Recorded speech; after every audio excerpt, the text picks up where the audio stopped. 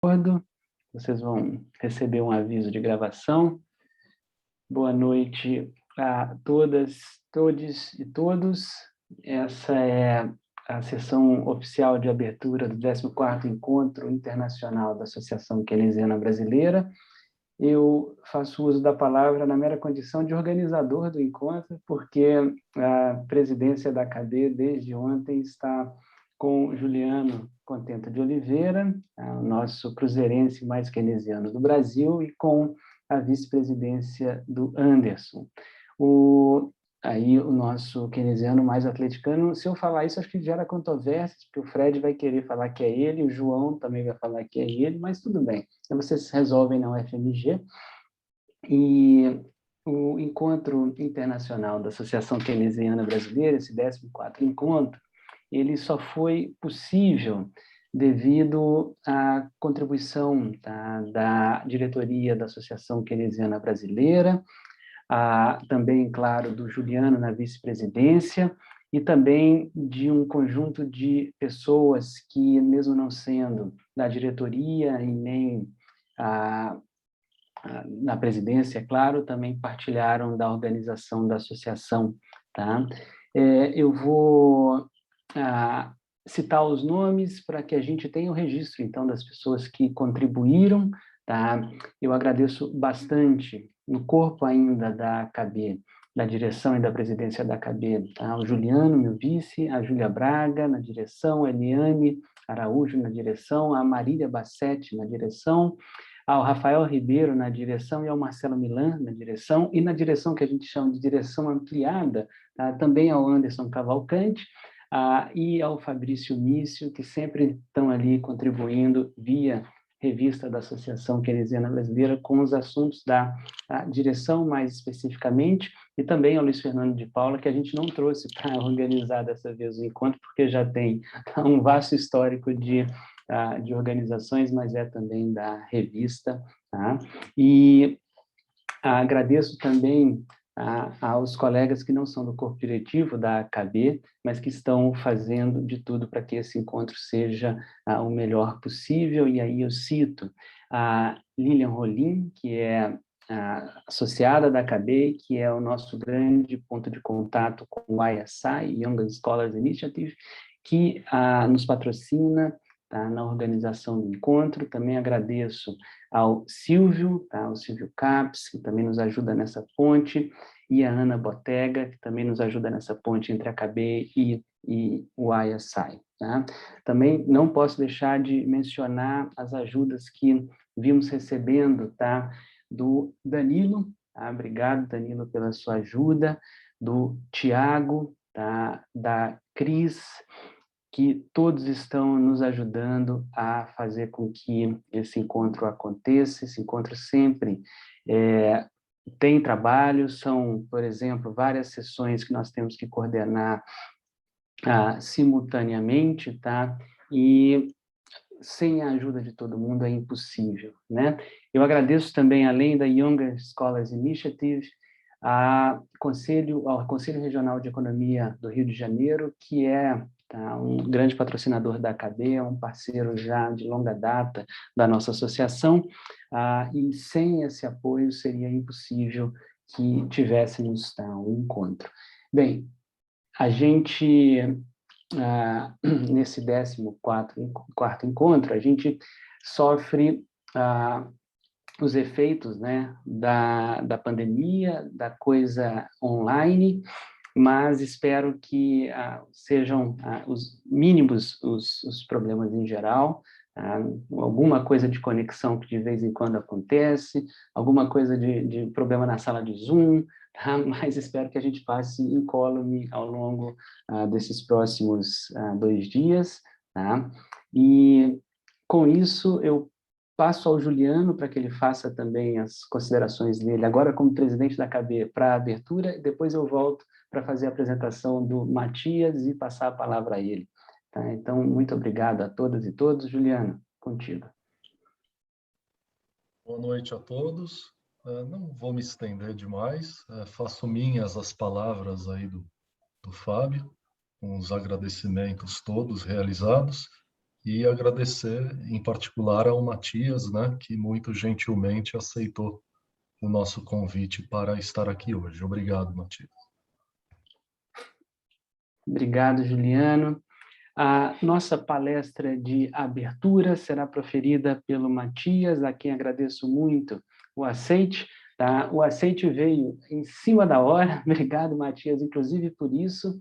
A nossa sessão de abertura seria com a Daniela Gabor, que contraiu o Covid há algumas semanas e está em fase de convalescência, de recuperação, e ela me informou na segunda-feira pela manhã que não tinha condições de ministrar essa palestra de abertura por conta uma das consequências da Covid, né, é a perda de fôlego, né, e aí é necessário toda uma fisioterapia pulmonar, e ela me comentou que estava inviável, né, a participação dela, porque ela não consegue falar mais do que 10 minutos, tá? E aí, de imediato, eu entrei em contato com o Matias, tá? E ele aceitou. Eu agradeço bastante por isso, Matias, super obrigado. É um prazer imenso tê-lo aqui, tá, conosco. Valeu, tá? E o Matias, ele é graduado em Economia pela Universidade Federal do Rio de Janeiro, é mestre em Economia da Indústria e da Tecnologia também pela Federal do Rio de Janeiro e é doutor pela New School, tá? Ele é hoje professor titular de Economia da Bucknell University e foi anteriormente gerente principal de pesquisa do Banco Central da República Argentina e professor da Universidade de Utah. Foi também professor titular da UFRJ e professor visitante da Universidade de Borgonha, em Dijon e da Paris 13, além de ser atualmente professor visitante na Universidade Nacional de São Martin, tá? O Matias foi consultor da CEPAL, tá, e da OIT, e também do PNUD, além de consultor da UNCTAD.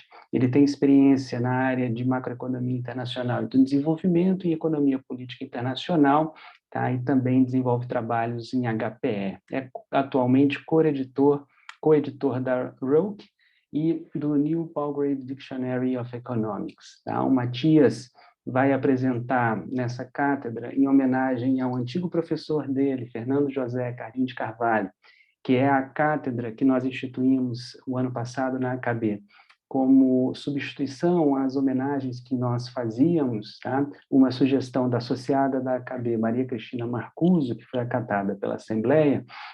A apresentação, então, do Matias tá? é intitulada The Consolidation of Dollar Hegemony After the Collapse of Bretton Woods, Bringing Power Back In. E, Matias, você tem até 1 hora para expor, você já está como co-host, então você pode fazer toda a administração da sala, inclusive a apresentação, e depois disso nós coletamos algumas questões, comentários da audiência. Muito obrigado, uma boa sessão a todas e todos. Deixa eu botar aqui a telinha para share com todo mundo. E... Espera aí, eu tô... Não estou mudo, né? Vocês estão me ouvindo? Estamos lhe ouvindo. Maravilha. Deixa eu fazer isso aqui, que eu acho que aí fica melhor. Maravilha, perfeito. E não verem. Eu me desculpo. Bom, primeiro, agradecer pelo convite. Lamento que seja nessas circunstâncias que a Daniela está né, se recuperando do Covid. Inclusive, eu tive com ela a última vez que eu a vi presencialmente, tem 2 anos, na Argentina, uma conferência organizada na UNSAM, que eu não sabia falar castelhano perfeitamente. Não sei se ela fala português, mas ela fala castelhano perfeitamente. Mas, de qualquer forma, para mim é um prazer dar uma palestra na cátedra, né, em homenagem ao Fernando, que, como o Fábio falou, foi meu professor há quase 30 anos, foi em 92. Acho que eu vi o Fabinho, tá aí, o Fábio Freitas, foi aluno na mesma turma do Fernando. O Fernando, na verdade, junto com Mário Poças, provavelmente era a figura, os dois dominantes no mestrado do IEI naquela época, e certamente teve grande influência. na forma como todos nós, de alguma forma, pensamos sobre alguns temas centrais. Alguma coisa que eu vou falar hoje, tangencialmente, toca com temas que eu gostava de tratar, né? Mas com uma abordagem que é, obviamente, diferente. O Fernando tinha uma preferência pelo capítulo 17, por assim dizer, da teoria geral, que tinha uma influência dos Rafa, mas os Rafa não necessariamente gostavam dessa interpretação do Keynes, capítulo 17. A minha vai ser levemente diferente, mas do ponto de vista do que eu vou dizer, né? Já que eu vou usar elementos que são os rafianos, eu vou falar em termos gerais, do que podia ser dito que é uma perspectiva, como diz o Marc Lavoie, né, de tenda grande, sei lá, traduzindo literalmente, que não é muito bom, né, uma postura que abarca, de alguma forma, todas as posturas keynesianas. E eu assumo que isso é, de alguma forma, parte da associação, já que a associação, e o Fernando era central, né, na formação dessa associação, que a associação não se chama Associação Pós-Keynesiana Brasileira, mas é a Associação Keynesiana Brasileira, bem como a revista que nós fundamos com o Luiz Felipe e o Tom Paller, que também é revista, né, keynesiana, e não pós-keynesiana necessariamente, tentando, sei lá, de alguma forma, repensar as razões pelas quais esse termo acabou sendo utilizado.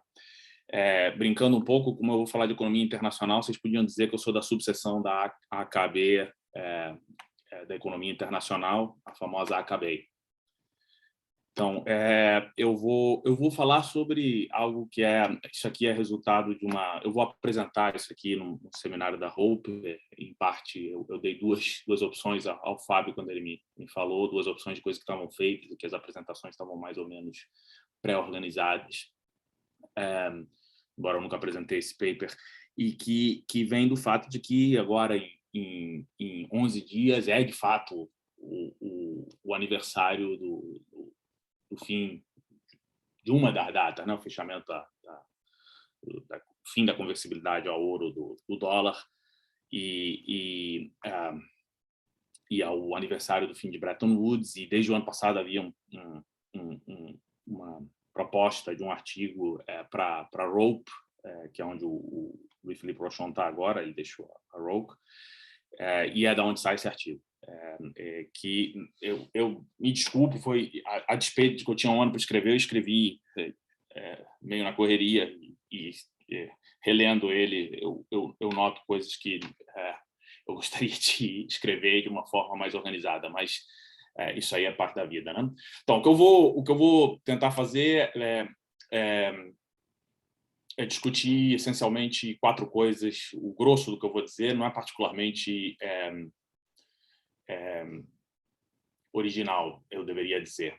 Peraí, deixa eu ver se eu consigo botar vocês aqui em cima em vez de na lateral, para não... acho que eu não consigo não cobrir parte da minha...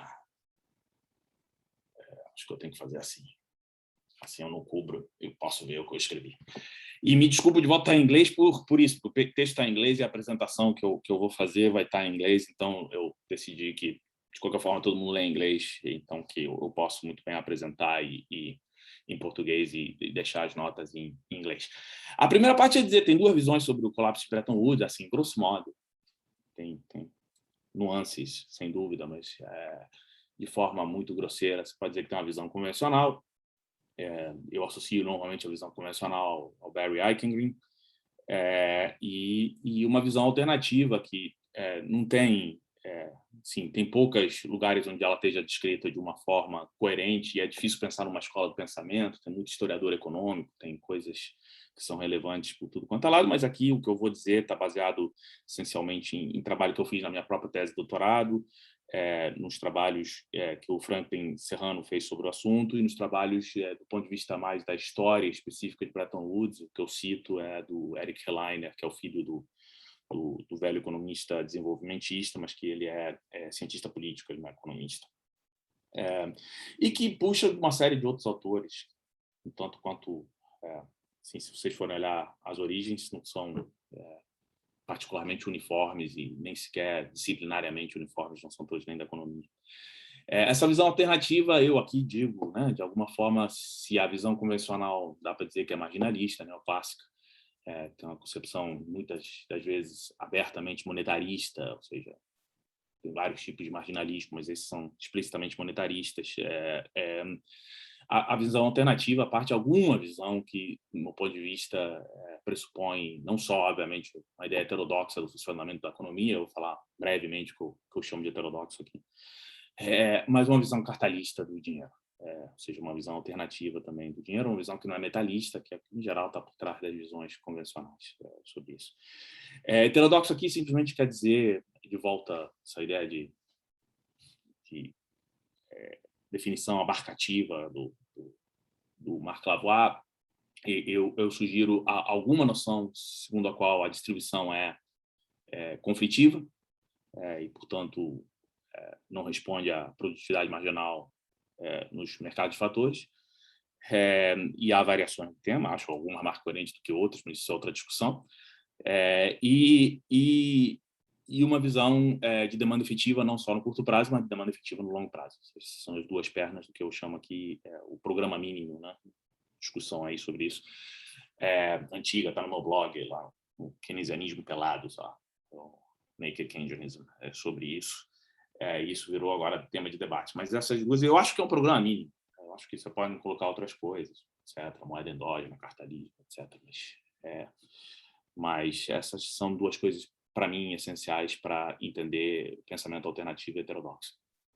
Nesse sentido, essa descrição dessas duas visões não é particularmente original, não há nenhuma contribuição nessa parte do texto. Também digo algo que não é original, do ponto de vista do que eu sei, é uma visão que eu acho que a Conceição fala primeiro do que todo mundo, Maria da Conceição Tavares, inclusive antes do que quem sabe Parbone, né? Não sei, eu não lembro suficientemente. A Susan Strange também, que ela chama os mitos, né, da decadência americana, mas certamente o texto da Susan Strange é posterior da Conceição, não acho que ela foi influenciada, mas certamente, e ela era cientista política também, não é economista, mas de qualquer forma, a segunda posição é de que o fim de Bretton Woods não é o início da decadência da posição do dólar, mas pelo contrário, que está aí no título, que é o auge do domínio do dólar. E de volta, isso aí não é original, isso aí está, acho que, dito em vários lugares. O que eu tento fazer é discutir no contexto disso aí, inclusive um dos dois referis reclamou muito de cima disso aqui, não é absolutamente nada original, é uma revisão da literatura. O que eu tento dizer, que me parece uma pequena contribuição a esse debate, e eu acho que tem alguma pequena contribuição ao debate como funcionava a questão do padrão ouro, quando você tem essa visão alternativa, está na minha tese, é de 99, está num texto publicado em 2003, que é o mesmo ano do texto do Franklin sobre o padrão dólar flexível, que é sobre como se dava esse ajuste. Aqui eu não discuto isso, contribuição menor, do meu ponto de vista, minha, mas aqui volta uma discussão de por que se eu estou dizendo que, e eu obviamente estou com a posição cartalista aqui do dinheiro, fica difícil você ter uma posição cartalista e dizer, só há 50 anos atrás aqui, né, na longa história do capitalismo, todos os sistemas são basicamente metálicos e só agora que você tem um sistema que é puramente fiduciário e é uma visão cartalista que é a correta. Então, eu dou uma pequena contribuição de tentar entender por que a resistência, a resiliência dos sistemas metálicos no contexto do sistema monetário internacional, e como isso pode ser reconciliado, né, com uma visão cartalista. E eu, nesse processo, penso algumas coisas que eu acho que não estão cada vez mais claras. Acho que um dos papéis positivos da teoria monetária moderna é que a ideia de que o Estado, em sua moeda doméstica, não quebra diretamente é importante, trouxe volta de uma forma mais evidente para o público anglo-saxão, não necessariamente na América Latina, essa noção de que dívida em moeda doméstica e dívida em moeda externa não são a mesma coisa, e que isso é problemático pensar essas duas coisas como se fossem similares. Então, isso obviamente aparece no texto. Eu faço uma breve discussão de algo que eu também acho que não entra muito nas discussões sobre o fim de Bretton Woods, que é o paralelo que se pode fazer entre a desmonetização da prata no período da ascensão da Libra, com a desmonetização do ouro no período da ascensão do dólar, se vocês quiserem, da crescente desmonetização dos metais no mundo mais moderno. E uma discussão breve, em parte porque o Wycliffe Green vai ser parte dessa discussão, sobre a ideia do Kindleberger de que precisa mesmo um país hegemônico por trás da moeda central, que o Kindleberger sugere que é central essa proposta do país hegemônico, e que na teoria das moedas hegemônicas, sei lá como é que traduz em português, e que o Wycliffe Green é mais cético com relação a essa proposta e acha que, na verdade, não é o caso. Eu vou tentar ser breve nessas coisas que são mais conhecidas e tentar não perder tempo e deixar mais aberto para discussão. O texto, por sinal, já está publicado no Network of Ideas e o website que era lá na Índia, da Jayati Ghosh, do C.P. Chandrasekhar e outros, né? Então, está linkado no meu blog, por sinal, para os que estiverem interessados em ler.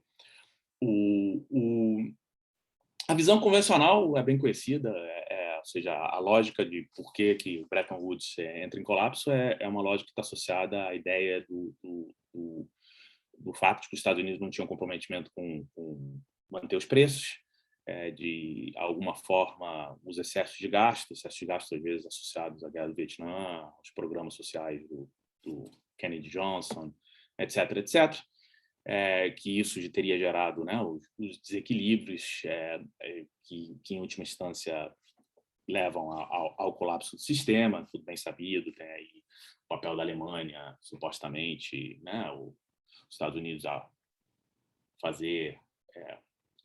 impor pressões inflacionárias sobre o resto do mundo, em particular em alguns países, a Alemanha sendo sempre citada, França em menor grau e o Japão também, como mais indispostos a aceitar, né, a inflação importada dos Estados Unidos, que teria sido um dos motivos para o colapso do sistema. Então, há um problema estrutural. Esse problema estrutural aqui econômico que leva ao colapso do sistema. Haveria um problema mais profundo, né, que eu aqui cito Harold James, que escreveu um famoso livro que está citado aí sobre isso aí, sobre o Bretton Woods, onde ele diz que a inconsistência entre a regulação nacional e a lógica do internacionalismo do sistema. Em alguma medida, esses dois problemas estão relacionados, se vocês quiserem. O internacionalismo do sistema é que, mesmo os autores, se vocês forem olhar o Ragnar Nurks, né, que é o relatório dele ainda para a Liga das Nações de 44, é fundamentalmente uma espécie de blueprint, né, pro não oficial. Blueprint é o programa do Harry Dexter White, né, mas do que era aceitável, do que era convencional, ele mesmo, que é a favor de controle de capital, e o Harry Dexter White era, e o Keynes era, isso era consenso nesse momento, era visto como uma questão de assim, um mal necessário, né? E o Nurks, acho que eu cito diretamente, ele abertamente diz isso. Então, a lógica é que os fluxos de capital são positivos, porque eles alocam os recursos de forma eficiente, ou seja, aqui o que domina a visão de síntese neoclássica keynesianismo são imperfeições que geram os problemas, e, portanto, esse mal necessário é decorrência de outras imperfeições no mercado interno. Você tem rigidez de salário, taxa de juros, o que for, normalmente rigidez de salário, pelo Modigliani, E isso obriga, domesticamente, você precisa de controle de capital para poder fazer política fiscal, expandir, etc., dadas as imperfeições do mercado doméstico, mas internacionalmente você preferiria ter livre mobilidade de capital, porque ela permite a alocação eficiente de recursos, permite que os capitais fluam dos lugares onde ele é abundante, para os lugares onde ele é escasso, né, que seriam os países de desenvolvimento. Aí, hoje em dia, eles chamam de paradoxo de Lucas, etc. E esse seria o problema, né, assim, mais profundo, se vocês quiserem, do liberalismo, sei lá, embutido, sabe? Traduz desse jeito, embedded liberalism, né, que é a frase do Hugh, que todo mundo usa para descrever, sei lá, o período do consenso keynesiano. Então, a noção é controle de capital. A mobilidade de capital permitiria, entendeu, uma alocação de recursos melhor, mas poderia levar a taxas de juros que são mais elevadas, e isso seria problemático para as políticas expansivas domésticas. E eu estou vendo aí que botaram o texto, link. Então, isso dentro se vocês quiserem, do paradigma neoclássico, se resolve facilmente. Eu cito 2 vezes aí diretamente Friedman, porque o Friedman, obviamente, pega essas coisas. E Friedman, para mim, é a figura central do neoliberalismo. E a gente pode discutir depois o que eu chamo de neoliberalismo especificamente, mais do que o Hayek, mais do que qualquer outro. E ele tanto defende 53 o câmbio flexível, quanto a ideia de que domesticamente ele usa, vocês lerem o artigo 68, ele fala abertamente do efeito Pigou, diz, olha, e usa como evidência, acho fantástico, usa como evidência do fato de que o mercado é autoajustável aqui, a economia tem estado realmente no pleno emprego esse tempo todo, e que o Banco Central é independente, né, o famoso Fed Treasury Accord de 51, e que, evidentemente, o sistema está em pleno emprego, que os efeitos de riqueza são suficientemente grandes, etc., e o sistema está tendendo a estar em pleno emprego, ou seja, como se não fossem as políticas fiscais durante esse período todo que mantém a economia americana no pleno emprego, ou perto do pleno emprego, em momentos em que está perto do pleno emprego.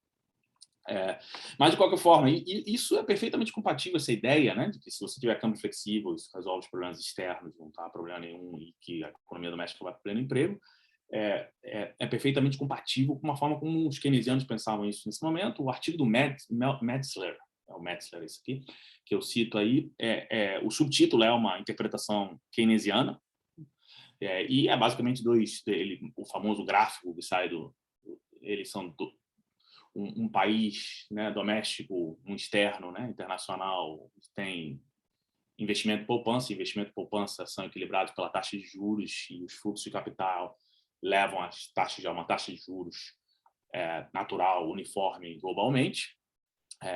Se houvesse flexibilidade em movimento de capital, você teria exatamente essa determinação da taxa de juros de equilíbrio. Eu chamo, na minha tese de doutorado, essa taxa de câmbio, que permite esse equilíbrio de taxa natural de câmbio, que é uma taxa natural de desemprego associada ao pleno emprego no mercado de trabalho, que está ligada à taxa natural de juros no mercado de capitais. Essa tem que estar ligada a essa taxa natural do câmbio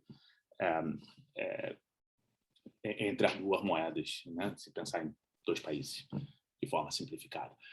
Então, as coisas não se conseguem porque há imperfeições, há problemas, e essas imperfeições, obviamente, dentro do sistema de Bretton Woods, se tiver desajustes, né, do balanço de pagamento persistentes, isso pode gerar problemas. A situação tradicional que leva o Triffin a falar, né, do seu dilema e do colapso do sistema, nessa visão metalista, monetarista, é exatamente a ideia de que esses déficits persistentes da conta corrente eventualmente levam a... bom, ele tem uma forma de ver que é dessa forma, a que eu cito aqui, suponho, o fato de que ele está dizendo que a economia precisa continuar crescendo. Para continuar crescendo, pressupõe-se aí que a oferta de ouro tem que continuar crescendo. Se a oferta de ouro não continuar crescendo e tiverem desajustes no balanço de pagamento dos Estados Unidos, estiver para fornecer liquidez global o tempo todo, dólares, esse acúmulo de dólares nas contas dos outros países e a incapacidade dos Estados Unidos de obter reservas adicionais de ouro leva a um desequilíbrio entre a razão de dólares e as reservas em ouro dos Estados Unidos, e isso eventualmente leva a um colapso do sistema. Isso é de volta uma visão metalista do dinheiro, ou seja, uma visão em que o dinheiro várias formas que vocês podem pensar, porque está associado à teoria quantitativa do dinheiro, da moeda, porque está associado a uma noção em que os preços estão diretamente ligados, de alguma forma, à quantidade de moeda, porque a velocidade de circulação do ouro está fixa, porque de alguma forma exógeno. Todos esses elementos, porque o sistema tem uma tendência a pleno emprego, o Triffin mesmo, embora ele fosse melhor em certos sentidos, ele tem uma visão que é essencialmente convencional nisso aí. E, obviamente, essa posição gera uma série de problemas se você for interpretar de uma forma alternativa. Essa forma alternativa começa aqui, como eu digo, da ideia de que a taxa de juros é exógena. Eu vou falar mais alguma coisa, mas não muito sobre o tema. De volta, eu estou presumindo que muito disso todos vocês estão cansados de saber, já ouviram em vários lugares, a ideia de que essa ideia mesmo de uma taxa natural é problemática. O Keynes é explícito, eu cito o Keynes para dizer que, a respeito, eu acho assim, o Keynes obviamente tem esse problema, está ali, mas o Keynes é absolutamente consciente que isso é um problema. O fato de ele não resolver, do meu ponto de vista, não é necessariamente uma questão que implica que a gente deva jogar fora tudo que ele diz, né? Ou seja, o que realmente é relevante aí que ele tinha um entendimento de que isso era problemático. Essa ideia da taxa natural, ele diz explicitamente na teoria geral que é preciso eliminar essa concepção. Os controles de capital, nesse sentido, deixam de ser um mal necessário, ao contrário, são um bem necessário. No caso dele, é parte de um projeto de acumulação, se vocês quiserem, que, embora tenha uma preocupação com os desequilíbrios, a gente pode falar sobre o banco e o plano dele, etc., mas acho isso menos relevante, que tem como preocupação exatamente a ideia de que é possível, sim, fazer a expansão, ter uma taxa de juros relativamente baixa, o que ele chama, de volta, com alguns problemas da forma como ele concebe a ideia da eutanásia do rentista, mas essa eutanásia do rentista, essa ideia da taxa de juros baixa, e que, portanto, dá para ter políticas de promoção, de pleno emprego, etc. E isso, inclusive, mesmo que você não tenha eutanásia do rentista, é possível mesmo com taxas de juros mais elevadas, que atraiam fluxo de capital, que permitam controlar os fluxos e, portanto, evitar os problemas, mesmo que você tenha um problema na conta corrente, do desacúmulo de reservas em ouro. E que, obviamente, o crédito pode ser gerado endogenamente para o funcionamento da economia global, a velocidade de circulação vai modificar e que não há nenhuma razão necessária para acreditar que o sistema fosse ser insustentável. Ou seja, há uma interpretação perfeitamente factível vindo do que eu aqui chamaria, a grandes traços, vocês podiam dizer, clássico keynesiano. Nesse caso, ou seja, a razão pela qual você vai discutir se o dólar é aceito ou não tem pouco a ver com a razão, com o ouro e a credibilidade que o ouro dá ao dólar, e sim com o poder americano, e por isso aí a ideia cartalista. E a inflação resulta estritamente de uma questão do conflito distributivo, se a classe trabalhadora tem mais poder de barganha, tem menos poder de barganha, etc. Essas coisas são todas absolutamente aceitáveis, e nesse contexto, aí a razão pela qual o sistema de Bretton Woods entra em colapso, acho que das explicações que vão ao cerne da questão política, de por que as elites americanas, eventualmente no Nixon, mas começa antes, começa já no... Ou seja, as datas são todas muito difíceis de discutir, sei que a gente vai comemorar, são 50 anos, essas coisas todas, mas já em 68 começa, né? O Gold Pool eles falham, começam os SDRs em 69, ou seja, é um lento processo aí de decadência. Alguém poderia dizer que é 73, né? Porque é o fim do Smithsonian Agreement. Então, a data precisa, acho que é menos relevante, há um processo de crise que começa no final dos anos 60 e que se estende até o final dos anos 70. Mas as razões é o Eric Helleiner, acho que o que olha mais em detalhe dentro das coalizões políticas e nos Estados Unidos, e ele diz que há uma questão explícita de que no sistema financeiro, e por sinal, a ideia do euromercado, etc., da desregulação, ou seja, que um mercado de dólares desregulado em Londres, etc., tem a ver com isso, com os interesses de grupos em Wall Street de ter menos regulação e de perceber, inclusive, por parte de boa parte da elite americana, que não há razão para eles terem um problema com relação à conta corrente, que isso é só ficção e que pode ser perfeitamente eliminado, inclusive tira restrições à economia americana. Então, é uma decisão política. Então, na alternativa, o fim de Bretton Woods não é um problema estrutural e econômico, é uma decisão política que está associada de volta a uma visão onde o dinheiro afinal, o que é dinheiro, e isso está no Keynes Treatise, que né, o Keynes perdeu aí bom tempo estudando nos anos 20 as origens do dinheiro, a parte histórica, eu acho que é absolutamente vigente do Treatise, é a parte do Treatise que vale a pena ler. O resto meio vixeliano é mais complicado, mas onde ele exatamente discute as origens do dinheiro, o dinheiro creditício, o dinheiro de Estado. Ele reconhece que o dinheiro é dinheiro de Estado, essas coisas não tem nenhum. Então a pergunta é por que a coalizão política eventualmente é vitoriosa nesse momento? Por que não antes? Por que nesse momento é que há uma possibilidade de uma coalizão mais conservadora, que sempre existiu, porque a resistência ao New Deal foi grande e forte o tempo todo, e porque nesse momento eles têm uma vitória significativa, e aqui o Kalec, né, um artigo em Kovalik, que é importante, ele diz que é o próprio, se vocês quiserem, é Polânia ao contrário, né? O Polânia, os perdedores né, tentam ter um duplo movimento no qual eles puxam contra as modificações. Aqui você tem que os vencedores, num certo sentido, a classe trabalhadora venceu, está muito melhor, porque está muito melhor, termina por ser mais conservadora. No caso americano, eu sempre digo, o caso explícito desse tipo de coisa, a classe trabalhadora mais conservadora é né, que eles chamam dos hard hats, o pessoal que usa, né, o obreiro com chapéu de...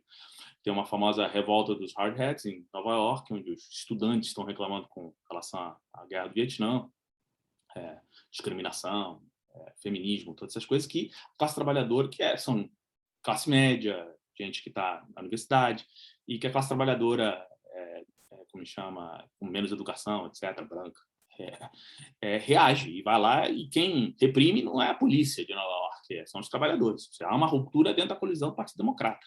Essa ruptura, obviamente, também tem a ver com o fato que os democratas perdem boa parte no Sul dos seus aliados racistas naturais que haviam, o próprio Lyndon Johnson. Lyndon Johnson sabe que a gente vai perder o Sul por uma geração, acho que ele errou, por mais de uma geração, isso é outra história.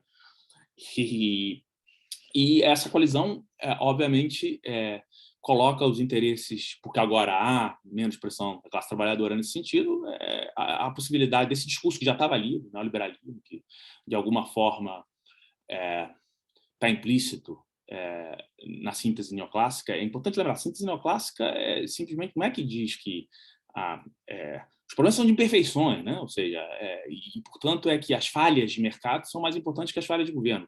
Tudo que tem na revolta assim, ligada a Chicago, que eles dizem, não, tem falha de mercado sim, mas as falhas de governo são mais importantes que as falhas de mercado. Então, se for para se preocupar com as falhas, é melhor deixar o mercado, em última instância, resolver as coisas do que... Então, isso estava no ar já há muito tempo. E nos Estados Unidos tem uma literatura, eu tenho que avançar, né, aqui, uma literatura grande sobre o tema, no qual eles discutem a importância do projeto intelectual neoliberal, né, de mudar as posições sobre essas coisas.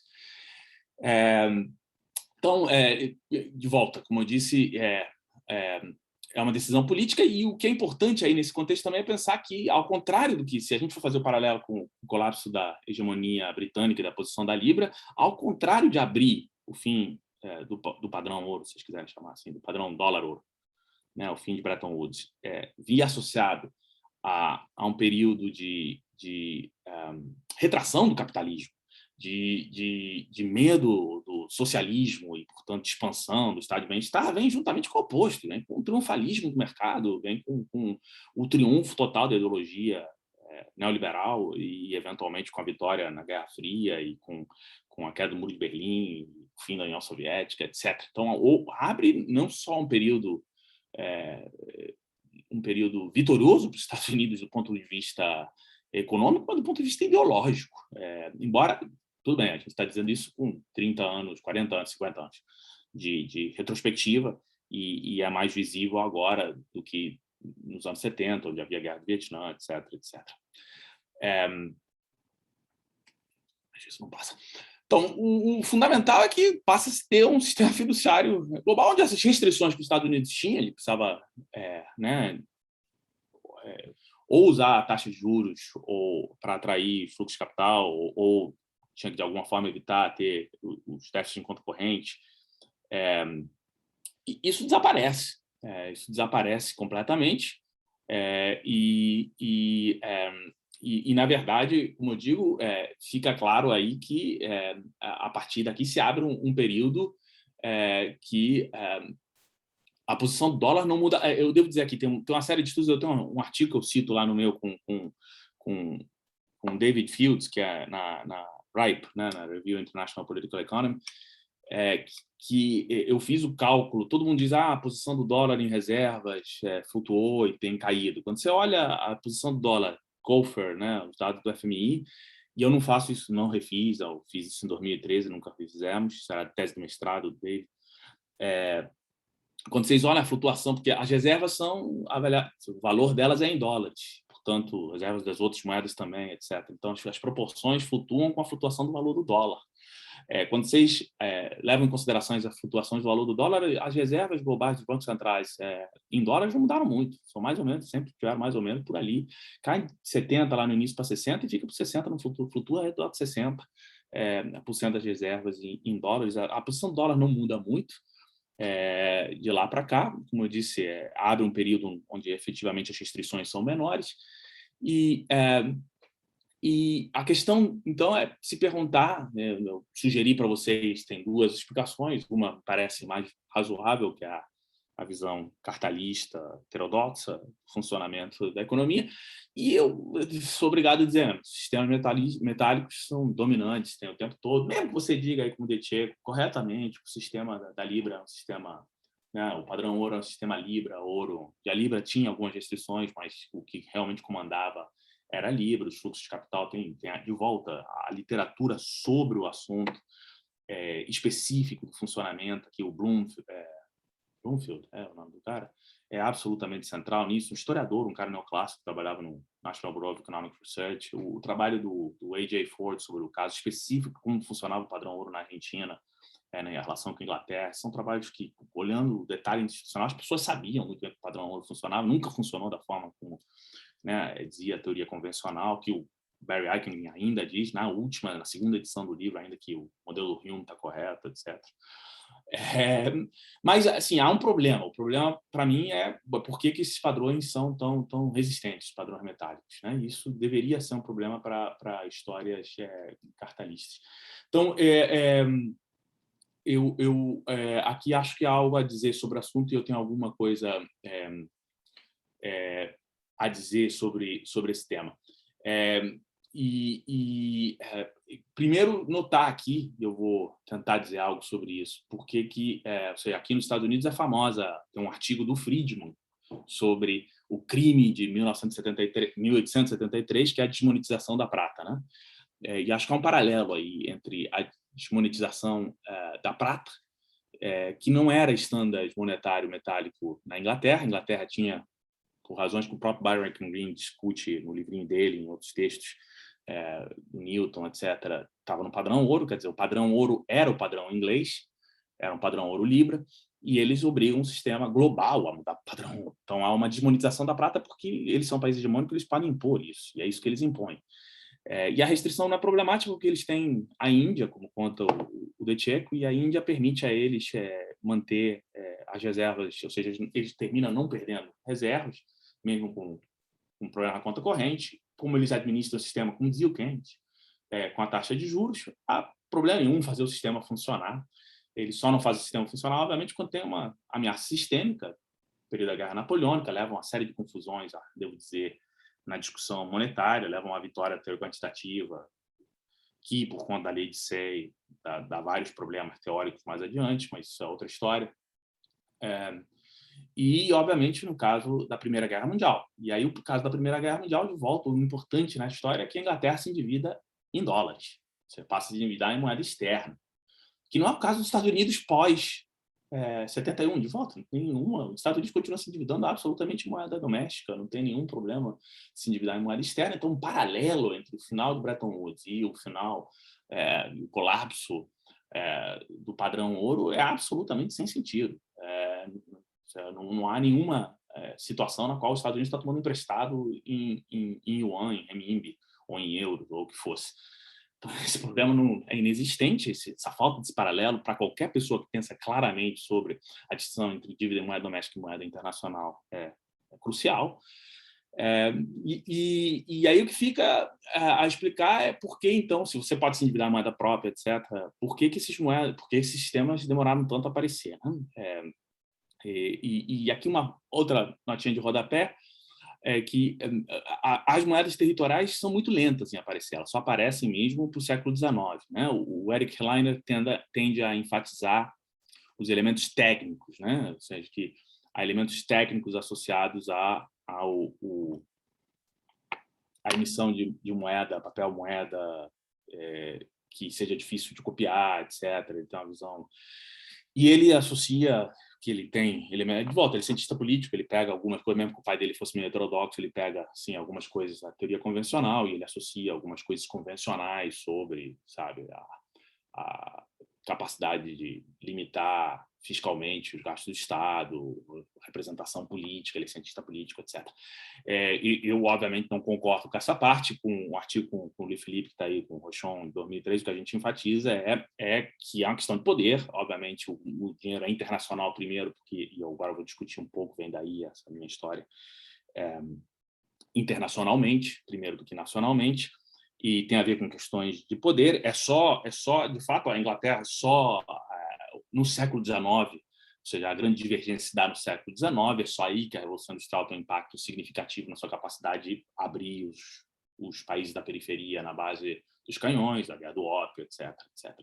Então, é mais ou menos nesse período, Guerra do Ópio, 1840 e pouco, é que eles estão consolidando esse poder globalmente de uma forma que eles podem realmente fazê-lo, que eles impõem o padrão ouro globalmente, lentamente, no final do século XIX. Eles também impõem, em 1844, o Sir Robert Peel's Bank Act, eles impõem a Libra como moeda doméstica e como está atada. E tem problema teórico, tá bom? A gente pode discutir aí a escola bancária, para discutir essas coisas. Não quer dizer que eles entendessem totalmente todo mundo o que estava fazendo, mas acho que é claro porque é factível nesse momento. É evidente que aí, bom, se eu vou falar, tem dinheiro, tem uma capacidade de gastar e se endividar, o central nisso aí é essa ideia da dívida pública, né? E a Inglaterra, devo dizer, a Inglaterra acumulou no período napoleônico, no período do século XVIII, segunda metade do século XVIII, primeira metade do século XIX, uma dívida com relação ao produto de 260% do produto, ou seja, essa transformação estrutural da economia se dá numa pilha de dívida, né? A dívida pública é uma invenção europeia, é uma invenção né, do fim medieval ali das cidades-estado italianas, e elas, obviamente, você pergunta, mas então por que as cidades-estado italianas não tinham mais ou menos a mesma coisa, Inglaterra ou mesmo os Países Baixos, né? Por que o ouro continua sendo prata primeiro, o ouro depois, longamente. E se bem é verdade que os ingleses tomam o modelo holandês, que tomam o modelo das cidades-estado italianas, a diferença fundamental é que a Inglaterra é um país territorial. Esses estados, a capacidade de tomar emprestado e de obrigar os agentes a deter ativos em moeda doméstica e ser pagos de volta em moeda doméstica em última instância, associado ao comércio internacional, e esse comércio internacional que eles controlam, primeiro, através do Mediterrâneo, depois que os turcos tomam Constantinopla, essa coisa transfere para o Atlântico. Portugal é só uma nota de rodapé, do ponto de vista, embora seja central nos processos de descobrimento, é uma nota de rodapé do ponto de vista do controle, realmente, por uma série de razões políticas, a Espanha, a União Ibérica, etc. Mas os banqueiros eram italianos, de qualquer forma. O central aí é que, mesmo na antiguidade, quando você vai lá para trás, dinheiro, coisa, tem a ver com padrões metálicos, porque boa parte disso está associado, sempre padrões metálicos estão associados a comércio de longa distância, por uma série de razões, e é isso que obrigava aos padrões metálicos. No momento que a Inglaterra, que é o primeiro país territorial realmente a ter um controle desses fluxos comerciais de longa distância, etc., passa a ser central e que adota esse modelo. No caso inglês, não há nenhuma razão para que isso seja de fato, entendeu? Embora estejam amarrados ao ouro e vão estar durante, né, até 1931, basicamente, depois ao dólar, não há nenhuma razão pela qual os impostos têm que ser cobrados em espécie. Eles podem ser cobrados absolutamente em moeda doméstica. Então, há um longo período de transição, ou seja, eu chamo de spandrel, né? Essas coisas que vêm da biologia e da arquitetura, né? São essas coisas que são decorações que estão em cantos que não têm função, não são funcionais, mas ficam lá. Também, como não atrapalha, é o apêndice, né? Não atrapalha, então fica, mas é desnecessário. Então, o padrão ouro é uma coisa desnecessária, mas que funciona. Então, o padrão metálico não era central para o funcionamento, que é um pouco o que estava dito na história original. Ou seja, de fato, impõe certas restrições, mas essas restrições são administráveis. Então, não há nenhum problema maior.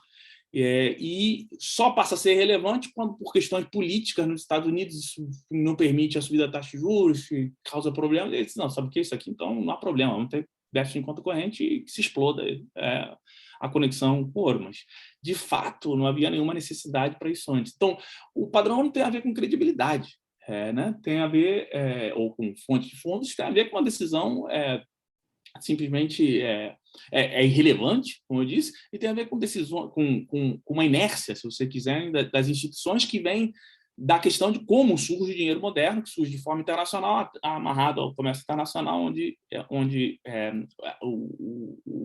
o metálico era central.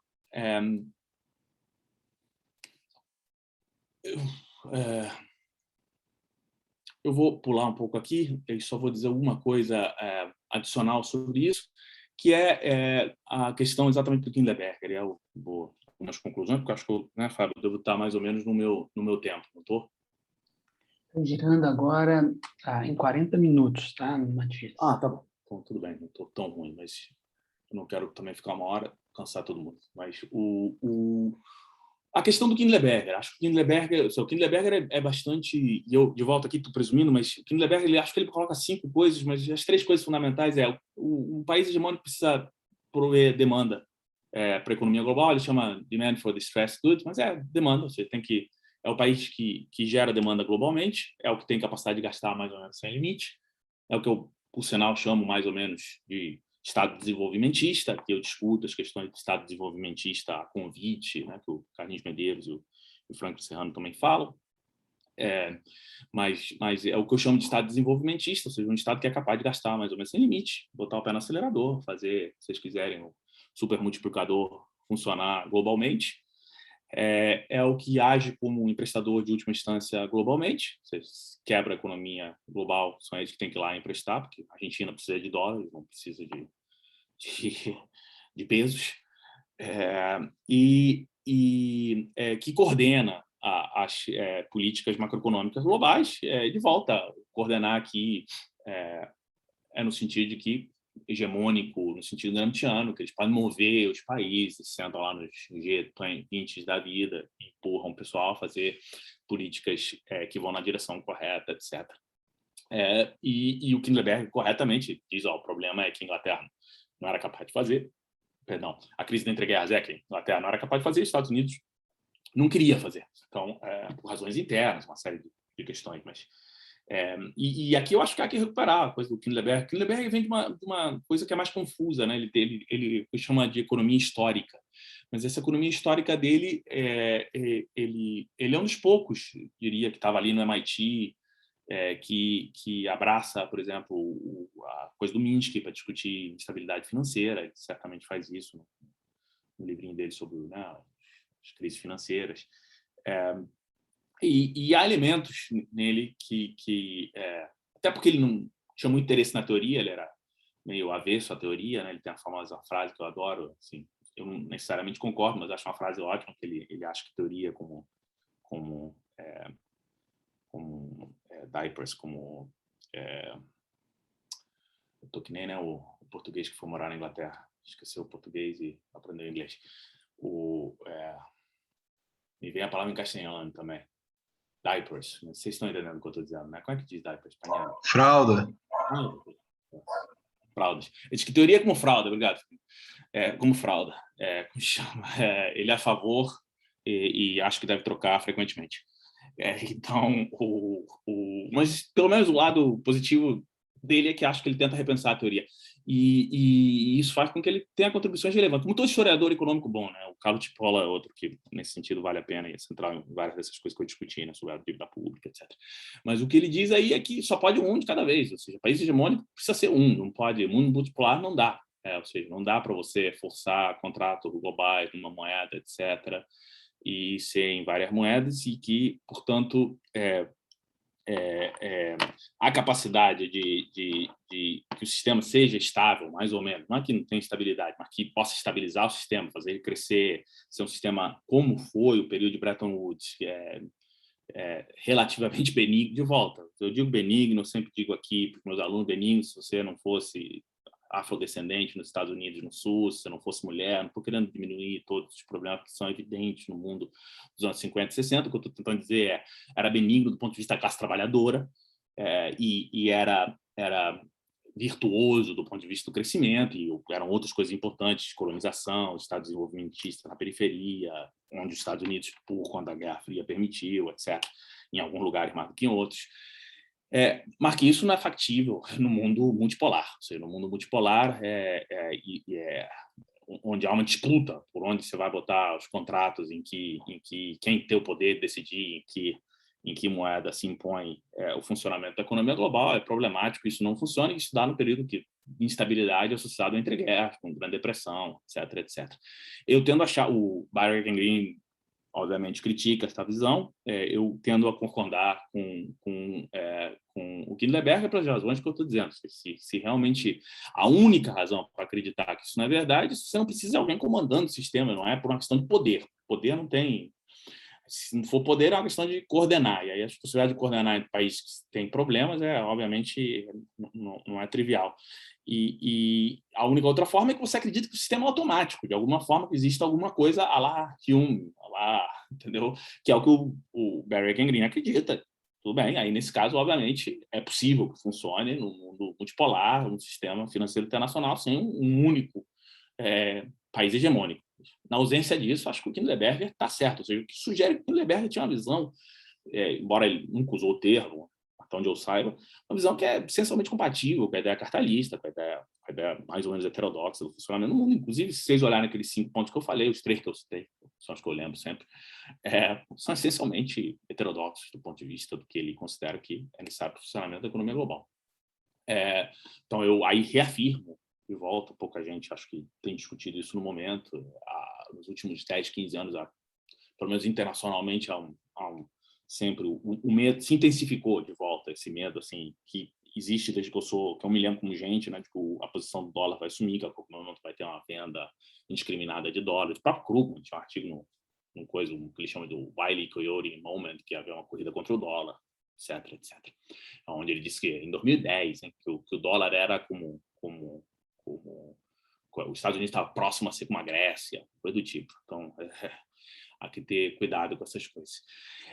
De volta, acho que eu discuto no texto, mais que aqui, as conexões disso com visões alternativas. Eu discuto não só o surgimento. A heterodoxia aparece com o fim de Bretton Woods, né? Ou seja, não é por casualidade, o que a gente chama de heterodoxo, os grupos, se vocês pensarem socialmente a sociologia, aparece aí, né? Os jornais separados, Cambridge, JPKE, os programas de pós-graduação separados, a eliminação dos últimos heterodoxos, né, o caso simbólico é o Sam Bowles não ganhando tenure em Harvard. Para lá do que vocês pensem do Sam Bowles, se ele é heterodoxo realmente, eu acho que não é, mas isso é outra história. Ele é expulso de Harvard, certo? Expulso, não ganha tenure. Então, socialmente, claramente, nesse momento também é onde a economia política internacional, que eles chamam, né, a ciência política de economia política internacional, quebra e vira uma teoria alternativa. Também onde aparece o Kindleberger e essa, né, teoria hegemônica do dinheiro, que o Byron Kagan escreveu uma famosa resenha sobre isso aí também. Então, eu discuto um pouco isso aí, eu discuto em particular onde está a economia política internacional, que eles chamam de economia política internacional aqui nos Estados Unidos. Eu acho que assim, tem vários autores interessantes que são relevantes, o Mark Blyth, em particular, que, para quem não sabe, é o que escreveu o livrinho sobre austeridade, ficou famoso e tal, etc., que eu acho que há uma confusão, porque eles veem que é um problema macro versus micro, e assumem a microeconomia absolutamente convencional, então é uma tentativa de diálogo com essas literaturas. Acho que há uma conexão, o fato dessas três coisas aparecerem nos anos 70. Acho aqui, evidentemente, justamente com o surgimento do neoliberalismo ao mesmo tempo, da economia que poderia se chamar de economia vulgar, os problemas estão associados ao marginalismo. Aqui eu cito o Heinz Kurz, em um artiguinho meu antigo também sobre poder na economia, que se vocês vão ter uma questão cartalista, e vocês estão dizendo que é a taxa monetária é que controla e garante, porque eles estão tomando endividado na própria moeda, que é o poder, e tem o Estado desenvolvimentista que vem com isso, porque ele pode gastar sem limite, etc. É central para entender o funcionamento do sistema monetário internacional. Daí a ideia de trazer o poder de volta. Trazer o poder de volta quer dizer trazer de volta um dos dois elementos. Obviamente precisa de demanda efetiva, Keynes, Kalec, mas precisa trazer também a questão do conflito distributivo, ou seja, onde há conflito, seja a classe trabalhadora, quem determina a taxa de juros, você tem relações de poder, e isso está explícito na economia política clássica, na abordagem antecedente. Acho que qualquer discussão de volta, não quer dizer que tem que trazer tudo da economia política clássica, não é para trazer a lei de Say, mas tem que trazer elementos da economia política clássica. Me parece que isso é central como parte do projeto, e acho que parte dos problemas, inclusive de grupos heterodoxos, e aí onde eu faço críticas à IPI, né, e à teoria da moeda hegemônica, um pouco a MMT, né, a teoria monetária moderna, é essa falta de trazer alguns elementos da economia política clássica para entender os acontecimentos. Aqui eu, obviamente, cito diretamente o Rafa, Pivetti, o próprio Colbert, que admite a importância da questão macroeconômica, da taxa de juros exógena, etc., no artigo, no Godley Tobin dele, na Hoke.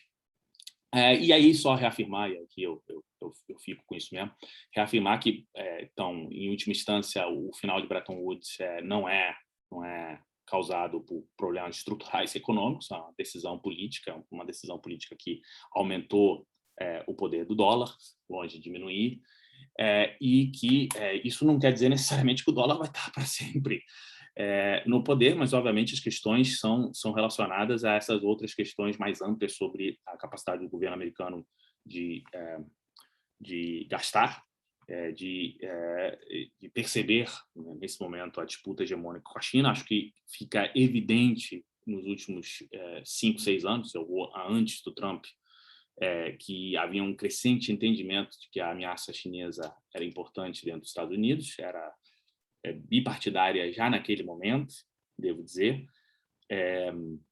continua sendo bipartidária, se vocês olharem as políticas do Biden, sem querer ser excessivamente otimista do ponto de vista, assim, da macro de curto prazo, não porque eu seja fã do imperialismo americano, mas os gastos fiscais no processo da pandemia têm sido muito mais amplos, mas pela primeira vez parece que vai haver um pacote fiscal bipartidário. É a primeira vez que eu possa lembrar, assim, indo de volta aos anos 90, para a infraestrutura, que iria junto com um pacote mais amplo de expansão por conta dos democratas dos direitos sociais, porque aí os democratas, eu sugeri ali do Kalec e Kovalik, que eles perceberam que eles perderam a classe trabalhadora, há há um crescente entendimento, particularmente com Bernie Sanders, etc., que levou o partido, a agenda do Biden é essencialmente, do ponto de vista de quem está administrando isso aí, é a administração do Bernie Sanders. Lembrem que há 12 anos, quem estava dizendo para diminuir o tamanho do pacote era também o Larry Summers, só que ele estava dentro do governo e ele ganhou a disputa com a Christina Homer. Hoje em dia ele está do lado de fora, chamaram ele para conversar na Casa Branca e ele disse, não, eu vou continuar falando. Mas quem está dentro da Casa Branca discutindo essas coisas é o Jared Bernstein, que era assessor e economista do EPI, que é o centro de pesquisa ligado, financiado pelos sindicatos, e a Heather Boushey, que fez o doutorado lá na New School e era aluna do Anwar Sheikh. São 2 dos 3 membros do Council of Economic Advisors. Nesse sentido, parece indicar que, para além das outras coisas, né, evidentes, há 900 bases americanas por tudo quanto é lugar no mundo, os Estados Unidos tem base no Mar do Sul da China, nas Filipinas, no Japão, na Coreia, e a China não tem base em Cuba, embora ajude Cuba. Então, me parece que isso é importante ter em conta. Acho que, para lá de dizer que, tudo bem, isso não vai durar para sempre, há que ser mais circunspecto sobre as possibilidades de uma mudança radical e rápida para um mundo dominado pela hegemonia chinesa. É isso. Obrigado. Muito obrigado, Matias. A gente passa de imediato para a coleta de comentários, questões, e eu abro a audiência, a chance de inscrição. Levantem a mãozinha do Zoom ou se inscrevam aqui no bate-papo, ambos estão visíveis e abertos para mim e eu tento organizar. Então, a palavra está aberta, fico no aguardo de inscrições.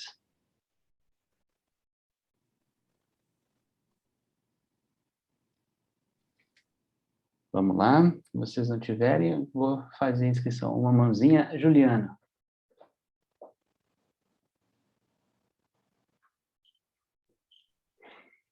Olá, Matias. Bom, é um tema que sempre desperta a atenção, né? Esse da economia política internacional. Afinal de contas, não se tratou o colapso de Bretton Woods apenas a um processo que significou a ruptura, né? Do progresso articulado com a convergência, né? De renda, enfim, entre as nações, mesmo que de forma mais circunscrita aos países desenvolvidos.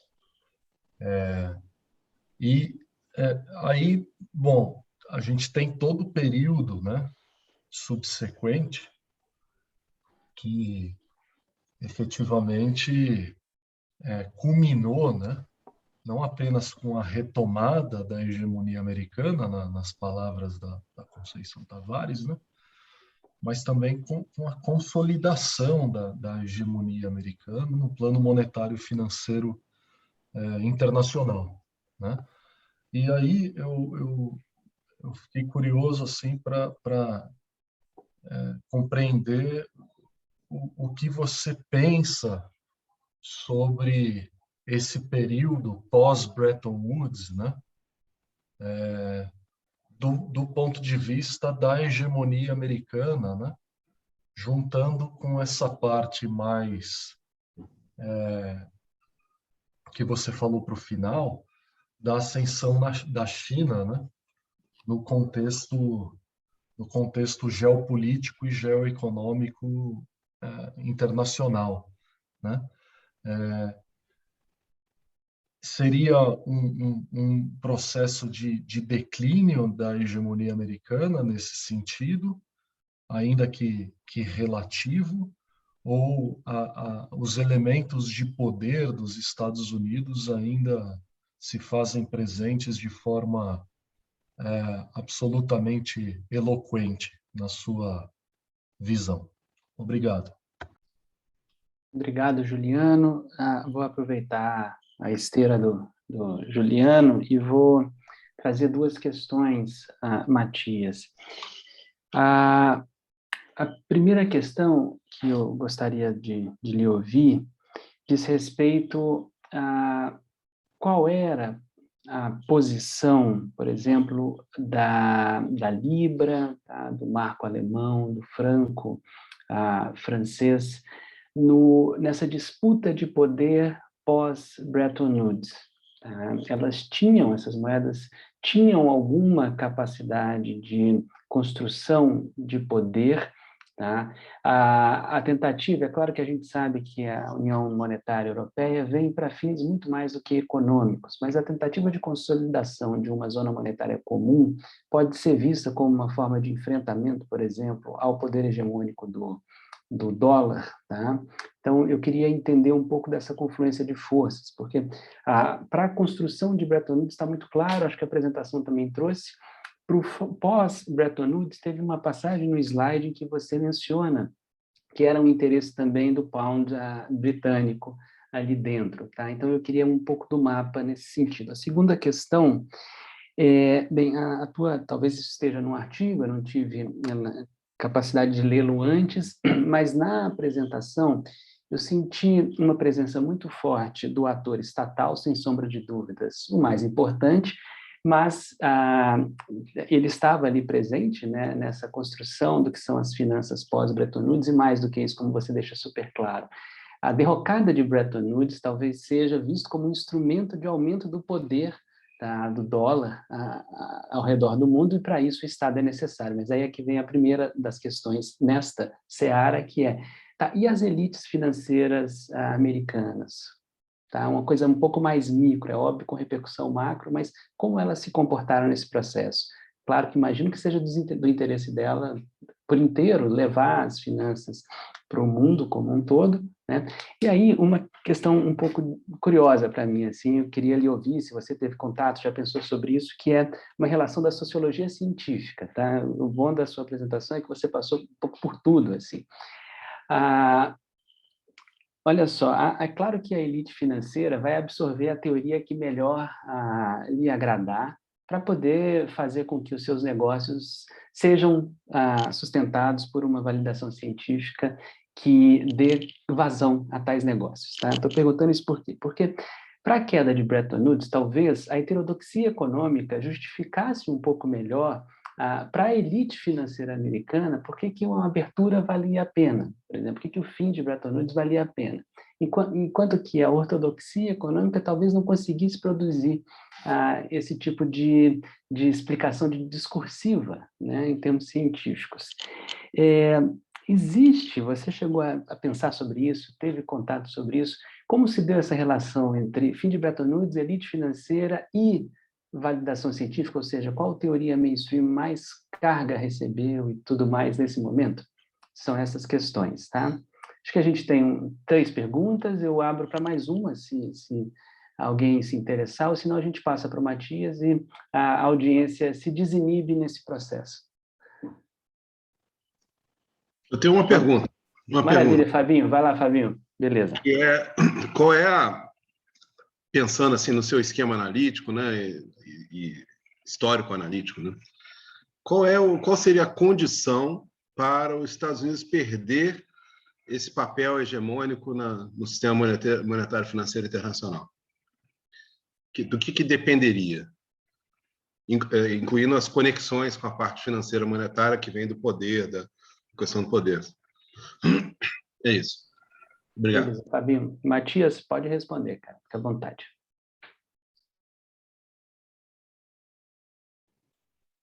Frase mais popular da história nesses últimos anos e meio. Tava mudo. Primeiro com o Juliano. Se é declínio dos Estados Unidos. Eu acho que não por enquanto. Não é evidente. Isso vai amarrar lá no final o que o Fabinho perguntou. Mas eu não vejo... Ou seja, primeiro porque, como eu falei, evidentemente no início elimina restrições.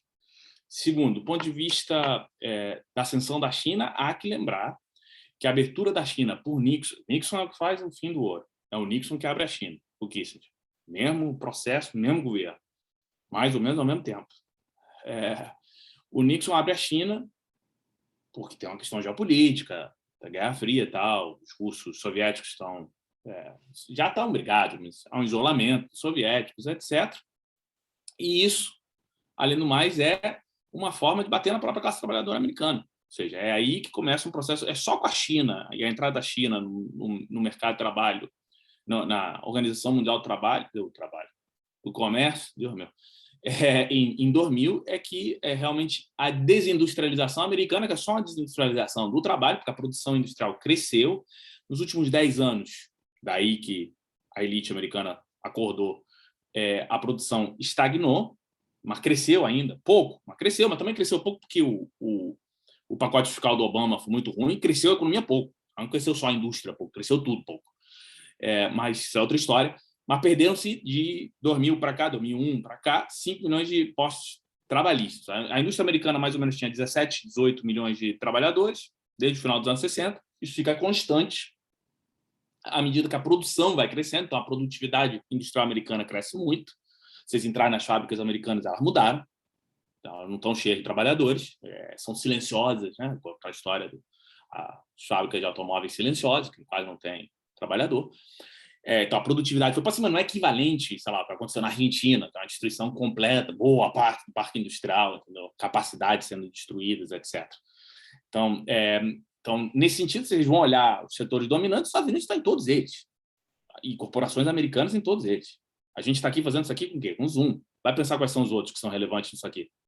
Google, Meet, Microsoft Teams, Para e pensa, são todos, quase, eu não usei nenhum. Tem outros, eu estou dizendo, não é que não tem. Mas boa parte deles, por exemplo, na parte digital e tecnologia, os chineses fizeram, porque eles copiaram as coisas, copiaram o telefone da Apple, não sei o quê, copiaram o carro elétrico. Tudo bem, eles têm uma grande capacidade, não estou dizendo que não tem uma ameaça, mas é copiado, ou eles impuseram restrições violentíssimas à entrada de produtos externos. Ou seja, eles têm o Facebook deles, o negócio de vender, até porque não tem possibilidade de vender e usar a Amazon, etc., como em outros lugares. Então, isso aí é importante. Eles usaram as políticas de um Estado desenvolvimentista lá, tá bom. Mas os Estados Unidos está em todas. Então, declínio não é evidente nesse sentido, não há desindustrialização no sentido que a gente fala, não há... E os Estados Unidos continuam acumulando reservas de dinheiro em nenhuma outra moeda internacional. Os chineses estão sentados em 3,5 trilhões de dólares. Né? Aliás, é isso que acontece no século XXI. No século XXI, todos os países que não querem ter os problemas que a Argentina tem o tempo todo acumularam reservas até, entendeu? Fazer bico. Por quê? Porque senão não dá para administrar as coisas. Então, nesse sentido, você não viu ninguém saindo desesperadamente para acumular renminbi. Eles estão fazendo esforço, tudo bem. Isso aí ainda não aconteceu. Então, eu não vejo... A ideia do declínio americano parece extremamente exagerada. O que as pessoas confundem é a classe trabalhadora nos Estados Unidos está muito mal. O povo americano está mal. Mas a economia americana não está mal. A economia americana as corporações americanas não estão em declínio. Os Estados Unidos cresceu e virou uma potência hegemônica no final do século XIX nessas condições. É exatamente nas condições onde tem um bando de barão ladrão, onde gente milionária como os Bezos e os Zuckermans da vida de hoje, os Carnegies, os Rockefeller da vida, e com um povo que está absolutamente destruído, tanto que vai protestar na rua e termina lá em maio, de, sei lá, 80 e pouco, lá em Chicago, massacrado. E aí a gente até hoje comemora o dia de maio como o dia do trabalhador, mas foi aqui isso aí, entendeu? Então, isso aí eu acho que não me parece extremamente exagerado. Não quer dizer que não existe de volta, não quer dizer que não exista mas foi criação americana, obviamente a criatura agora cresceu e há preocupação. A elite americana está preocupada. Então, quer dizer que isso é importante. Por quê? Porque eles fizeram políticas desenvolvimentistas, os americanos abriram, isso agora vai mudar. Acho que é uma política de Estado de que isso vai mudar. O Fábio tem duas perguntas. Na verdade, são 3, né? Ou 4. Mas a primeira é sobre, eu diria, você me corrige, sobre o papel do euro nesse período. É um período longo, na verdade. Né? Primeiro sobre a confluência de forças, ali, o mapa de forças, logo no final do Bretton Woods e agora... Caminhando em direção ao euro, se você for pensar, por isso que eu estou dizendo, é um período longo, e tem variações, não é exatamente a mesma coisa, no início e o final. Eu acho que, sem dúvida, ou seja, do ponto de vista das pressões que o Nixon tem que administrar e que ele acaba chutando o balde e diz não, e que já o pessoal de Wall Street não tinha interesse. Eu acho que as pressões alemãs, dos franceses, etc., cumpriu um papel, não há a menor dúvida. Ou seja, desse ponto de vista, acho que há uma fatiga, se você quiser, se é o período no qual, do ponto de vista da Europa, os franceses, o famoso livro, né, do Servan Schreiber, né, o Le Défi Américain, o desafio americano, os medos com as multinacionais americanas, com os excessos da cultura americana, etc., a guerra do Vietnã. Então, algum tipo de pressão. Mas a ideia de que havia um projeto alternativo de poder me parece exagerado. Me parece sempre que a questão na Europa do desenho, lá atrás, quando começa, que sempre foi meio neoliberal, mas o neoliberal lá, alemão, o ordoliberal, etc., era resolver o problema alemão, né? Como se equaciona o problema alemão. O problema alemão só vai se resolver fundamentalmente depois da reunificação, que é, entendeu? Já de volta para o final do muro, todas essas coisas, onde, na verdade, a vitória ideológica dos Estados Unidos é completa, né? Então, não me parece que seja isso. E aí o modelo do euro não é para mim, um modelo de alternativa ao dólar. É um modelo simplesmente na imposição do projeto alemão-francês neoliberal, dos franceses socialistas, por sinal. Todos eles neoliberais, desse projeto de integração pela via do mercado, onde é absolutamente vitorioso, que vem para a América Latina, terapia de choque no leste europeu, a Consenso Washington para a América Latina, etc, etc. Então, acho que é por aí. A coisa não me parece que seja, ou que tenha sido em nenhum momento, um projeto de disputa com o dólar. E, do ponto de vista interno, é um projeto que é uma desgraça para a periferia europeia, né? Porque esse processo, uma vez que você tem... Esses processos são centrípetos, né? Então, você tem que gera problemas exatamente nos lugares periféricos da Europa, né? Itália, por exemplo, eterno, Grécia, totalmente mais adiante, etc. Então, esses problemas acho que são difíceis e visíveis no início, né? Tem uns artiguinhos do Godley no início disso aqui, em 92, quando começa o processo que vai dar no Euro 99, que são absolutamente proféticos, do ponto de vista de ele dizer, isso aqui vai dar um problema sem fim, vai dar desemprego, vai dar, entendeu? A falta de autonomia monetária, entendeu? Sem uma política fiscal unificada, vai gerar problemas. O problema está no desenho disso aí. Acho que isso aí era inevitável. Então, não me parece que fosse em nenhum momento, mesmo dentro das colisões e dos conflitos que haviam, que fosse um conflito, ou seja, nunca os europeus brincaram de não estar na NATO, entendeu? Ou seja, o projeto, nesse momento, do ponto de vista geopolítico, era completamente alinhado. Um projeto sobre questões europeias, eu acho. Posso estar errado. Nos Estados Unidos, e aí passa para a questão das elites financeiras. Eu imagino que você está sugerindo que havia uma ruptura, de alguma forma, entre elites financeiras e capitalismo industrial nos Estados Unidos, sei lá, o que o Galbraith chamaria, naquela época, do novo Estado industrial, etc., né, das grandes corporações. E eu não sei se ou seja, tem toda uma discussão sobre essa coisa da financiarização, é outra coisa que acontece nesse período. Vocês vão ter uma discussão de financiarização, etc. E há uma boa parte da literatura sobre financiarização sugere, na linha do que o Juliano está falando, que esse poder financeiro que os Estados Unidos mantém é necessariamente associado a uma desindustrialização e a uma decadência, que a gente chama industrial, e, portanto, a uma ascendência de uma elite financeira que vem da mão de uma decadência da elite industrial, seria a substituição do complexo militar industrial lá do Eisenhower pelo complexo Wall Street Tesouro do Bagwati. Eu sou, de volta, meio cético com relação a essa proposição. Acho que não se sustenta. De volta, no caso inglês e no caso americano, muito diferente. No caso inglês havia uma decadência industrial e havia uma decadência financeira, mas a Inglaterra se endividou em dólares. Não é o caso dos Estados Unidos. A capacidade dos Estados Unidos está intacta. O Fred Block fala do Estado desenvolvimentista escondido dos Estados Unidos. Os Estados Unidos continuam fazendo, seja, carro elétrico sai da onde?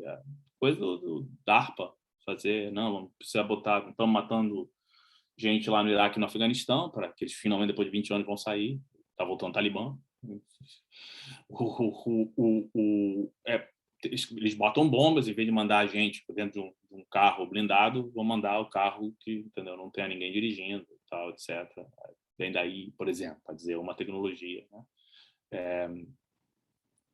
Então, me parece que a capacidade das corporações americanas, em grande medida, e a utilização do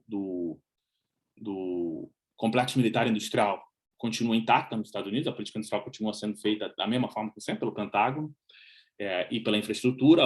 Houve, obviamente, questões conservadoras, boa parte da infraestrutura, a questão de educação, etc. Eles como parte do projeto neoliberal era dar um golpe na classe trabalhadora americana, os gastos aí caem. Há uma reavaliação, pelo menos parte disso, como eu estava sugerindo na economia americana. Acho que essa distinção é menos relevante do que normalmente essa dicotomia aí entre indústria e finanças me parece menos... Do ponto de vista da coisa ideológica, eu não sei se eu estou de acordo. Eu acho que exatamente parte da coisa do Friedman, e que eles são tão vitoriosos nesse momento, e que, inclusive, né, o Banco Central sueco dá o prêmio para o Hayek mesmo, só para deixar o Myrdal chateado. Hayek é pior. Hayek nem sequer, ao contrário, pelo menos o Friedman, marshalliano, usando equilíbrio parcial, etc., e empiricista, porque ele era aluno de institucionalistas americanos, boa parte deles eram proto-marginalistas, né? Ele era amigo que foi o Burns, o Arthur Burns. O Burns foi o chairman do Fed, o presidente do Fed, do Nixon é que bota ele lá. O Burns escrevia livros com Mitchell, aluno do Veblen, fundador da National Bureau of Economic Research, que financiou o estudo do consumo do Friedman, financiou o estudo do livro monetário do Friedman, absolutamente conectado com essa tradição institucionalista e marginalista. Marginalista, inclusive, de Cambridge, que permite, Cambridge, Inglaterra, né, que permite imperfeições, que, portanto, algum tipo de... E o Friedman achava que Friedman e Stigler são os que dizem não, mas as imperfeições de governo são piores que as imperfeições de mercado. Mas o Friedman não era um cara que achava que a economia está em equilíbrio, no curtíssimo prazo, o tempo todo. Ele não era absolutamente, não comia vidro, não era louco.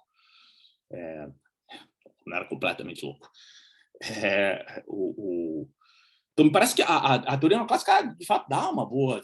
Não, a gente deixa o câmbio flutuar livre, resolve todos os problemas, vai ter uma estabilização. Eles erram tudo. Tá bom? Isso é outra história.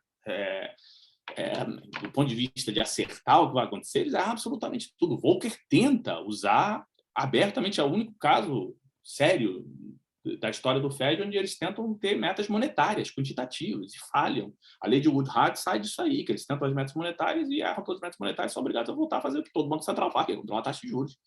Gente do céu.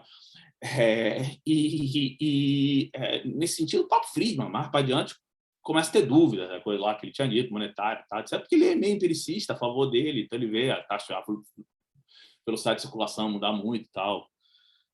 Então, acho que o neoliberalismo dá uma cobertura ideológica perfeita. Eles não precisam... nesse momento, por isso que eles se dão ao luxo de expulsar a gente. Ou seja, heterodoxo é completamente expulso. Inclusive, heterodoxos que não estão heterodoxos do ponto de vista de... Se a gente for ter uma discussão, o Boulos adora o Hayek, acha que há muito... Entendeu? Só para dar um exemplo, ele tem um artigo que saiu agora, no Journal of Economic Perspectives. Ele acha essa coisa da complexidade do Hayek, que é a mão invisível, de não sei o quê. Ele acha mal barato. Entendeu? É o fundador da Union for Radical Political Economics, a URP, que também sai de 68, que eu digo, mais ou menos no mesmo período da crise, aí, se vocês quiserem, do sistema. Absolutamente protegido, devo dizer, do Arrow. O Arrow escreveu uma carta tentando manter, que era um erro grave, que Harvard não desse tenure para ele, tal, etc.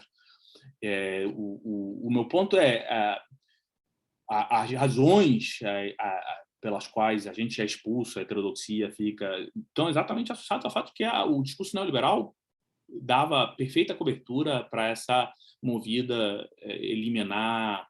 Ou seja, eles passam a ter exatamente... esse é o período onde você passa a ter a ideia de que o sistema é autoajustado, direção, pleno emprego, tal, etc., essas coisas todas que você ouve entendeu? Os anjos cantarem quando os mercados funcionam, e ao mesmo tempo que é necessário laissez-faire, porque as imperfeições de mercado não são muito relevantes. E isso aí é essa a minha definição de neoliberalismo. Neoliberalismo é quando você tem essas duas coisas ao mesmo tempo, que é raro. É só economia vulgar no final da economia ricardiana, né? 1830, por aí, até que tem isso, entendeu? É onde aparece a revista The Economist, Bastiat, economia na Salsinha. Esses economistas é que eram, entendeu? Economia é harmônica, os mercados resolvem tudo, embora não tenha uma teoria clara para isso, e dizem, além do mais, que como chama, laissez-faire é a melhor política. Porque os neoclássicos originalmente não eram isso. O pessoal de Cambridge, o Pigou, tem externalidade, tem problema. O Marx dizia, cria o conceito de externalidade. Eles querem intervenção do governo. Porque sem o governo, o mercado, pelas imperfeições, se desvia dessas posições ótimas, etc. Então é só aí que ganha. É um discurso, essa coisa do discurso neoliberal, e comprado, ou seja, as fundações que permitem o programa do Obama. O programa do Obama de saúde foi feito pela Heritage Foundation. Você vai ver de onde vem o dinheiro, vem de 3 ou 4 bilionários americanos. O cara da cerveja, acusa aquela cerveja que é água asquerosa, curso. Essa turma que financiou esses think tanks, todo o Cato Institute daqui em Washington, etc. Isso aí pululam todos exatamente no final dos anos 60 e início dos anos 70 e aparecem exatamente para justificar todas essas ideias. Aquele que estava em Londres, onde está o Hayek, não sei o quê. Então, eu acho que dá cobertura absoluta. Do ponto de vista sociológico, ao contrário, da sociologia da ciência, acho que é por isso que aí a gente é expulso. Acho que aí não tem mais espaço para pensamento crítico, quais são as imperfeições, são imperfeições de mercado ou não, o mercado realmente não leva. E acho que aí cumpre, surpreendentemente, as pessoas não dizem, né? Mas eu acho assim, do ponto de vista da sociologia, esquece do ponto de vista da teoria, etc. Do ponto da sociologia da profissão, acho que é uma das consequências. Você tem duas consequências importantes. Na teoria, o que muda é a mudança né, o famoso artigo do Garagnani é a mudança da noção de equilíbrio, né? Que aí que passa a ter essa coisa de equilíbrio temporal, não sei o quê, etc., passar a ser dominante, essa coisa de curto prazo virar longo, né? Mas do ponto de vista da sociologia, acho que o debate capital é que expulsa a gente, faz com que a gente não pode mais. Então, acho que a intolerância que aí vem todo o discurso de pluralismo, etc., vem exatamente que essa intolerância sai daí, do fato que fica difícil você ter conversa com alguém dizendo, não, mas tem um problema lógico. E o cara diz, mesmo, tem um problema lógico. O que a gente vai fazer? Aí faz de conta que não tem problema. Esquece dele.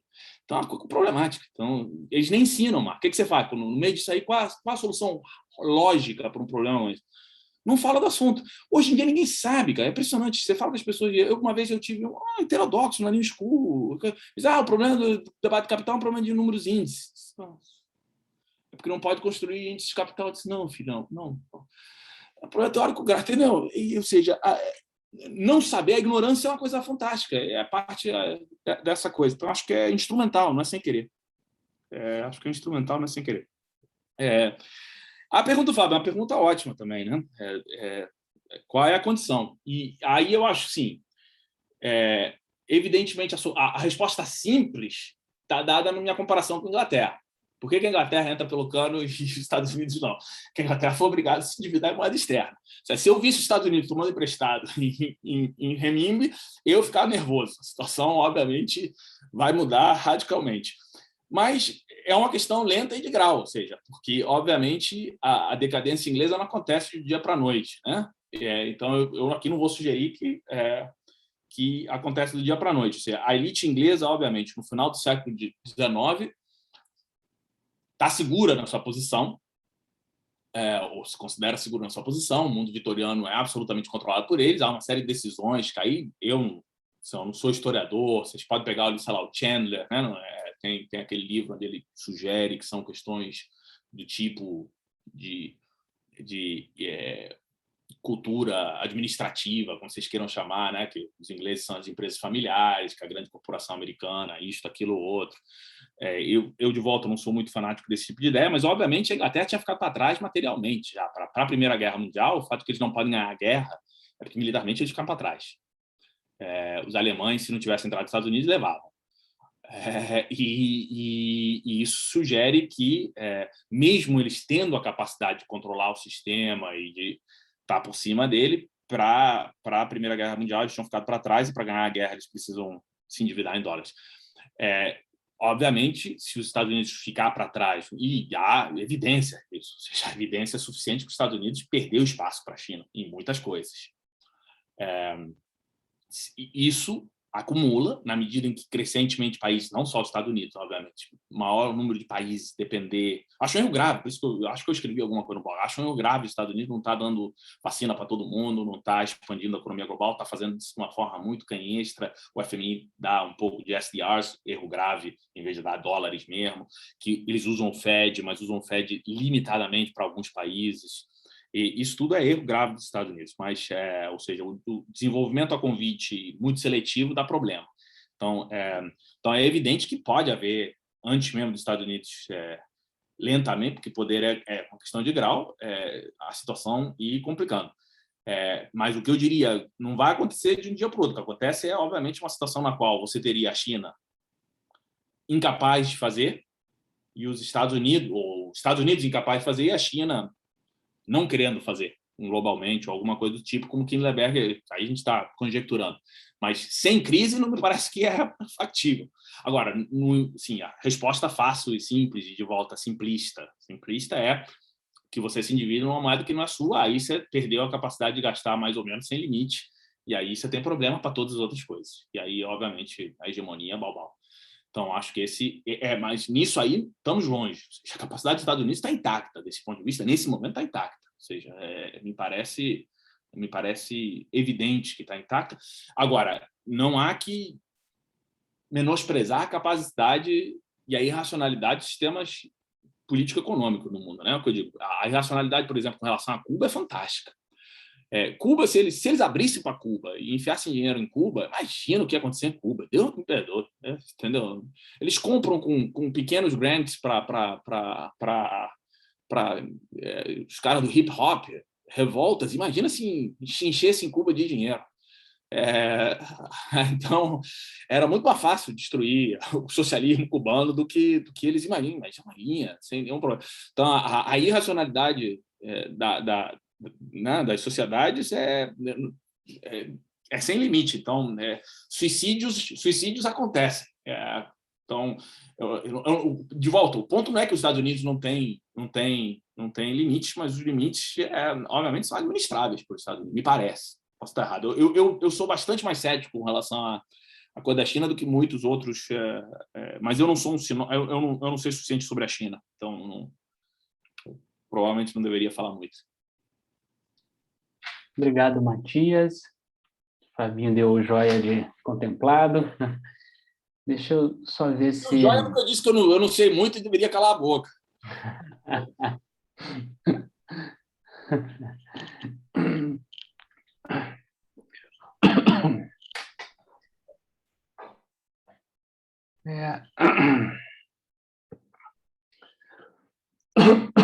Acho que não temos mais questões. Estou rouco já de tanto falar e mandar e-mail desde de manhã, mas vamos conseguir chegar até o final. Mais questões temos? Bem, acho que não temos. A gente já está numa rotina desde bem cedo na KB hoje, e a gente acho que teve um conjunto de 3 pessoas perguntando, o que somou acho que quase umas 6 questões, tá? Tanto que o tempo de resposta foi quase meia hora. Então, ótimo, assim, interação ótima. Desculpa, não vi. Não, que eu sou aberto ao monólogo, por isso. Não, longe disso, cara. Excelente diálogo aqui entre todos nós. Eu queria lhe agradecer muito, Matias, a tua disposição, cara. A tua apresentação foi super legal, super plural, um monte de elementos, de conteúdos, de disciplinas, eu diria, assim, muito bom. Acho que a KB precisa muito disso. Foi muito bom tê-lo aqui. Espero que tenha gostado. Eu espero que vocês sigam a minha sugestão da AKB. Brasileira de Economia Internacional. Pode ser um braço da AKB para a gente evitar fragmentações, mas a gente incorpora a ideia. Eu queria lhe perguntar se você quer falar mais alguma coisa ao final.